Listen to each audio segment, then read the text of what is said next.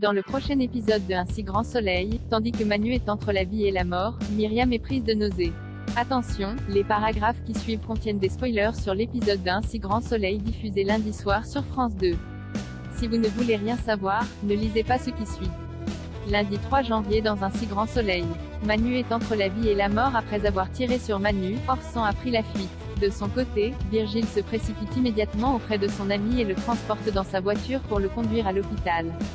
Tandis que le policier est au plus mal, Virgile roule à vive allure sur l'autoroute et le supplie de rester éveillé. Malheureusement, Manu perd connaissance. Sur le parking de l'hôpital, Virgile nettoie ses empreintes du véhicule. Après avoir enclenché le gyrophare, il s'en va en laissant la portière ouverte. Alertés par la sirène, David, Hélène et le docteur Lewis prennent rapidement en charge le capitaine Léonie. Ce dernier faisant un choc hémorragique, Janet contacte son mari pour le prévenir que son collègue est dans un état grave puis lui conseille de venir. Manu a passé 6 heures au bloc opératoire et Baker n'est pas en mesure de dire à ses équipes s'il va s'en sortir. Il somme ensuite Alex, Yann, Élise et Hakim de tout mettre en œuvre pour retrouver le coupable. En apprenant la nouvelle, Camille fond en larmes. Accompagnée de sa mère, l'adolescente arrive à l'hôpital. Le docteur Lewis leur apprend alors que Manu a fait un arrêt cardio-respiratoire pendant l'intervention et qu'il est dans le coma. À ce stade, les médecins sont incapables de se prononcer sur son état de santé.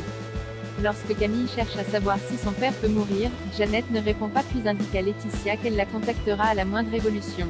Au plus mal, Camille s'effondre dans les bras de sa mère et culpabilise pour les propos blessants qu'elle a tenus à l'égard de son père.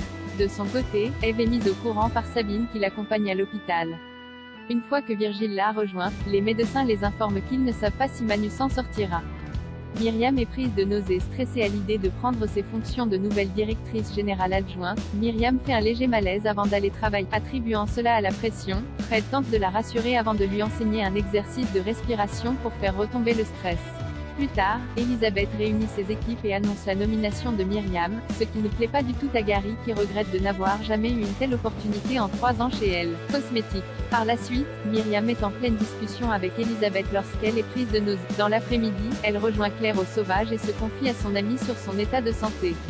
Si elle met son malaise et ses nausées sur le compte du stress, Claire lui conseille plutôt de faire un test de grossesse.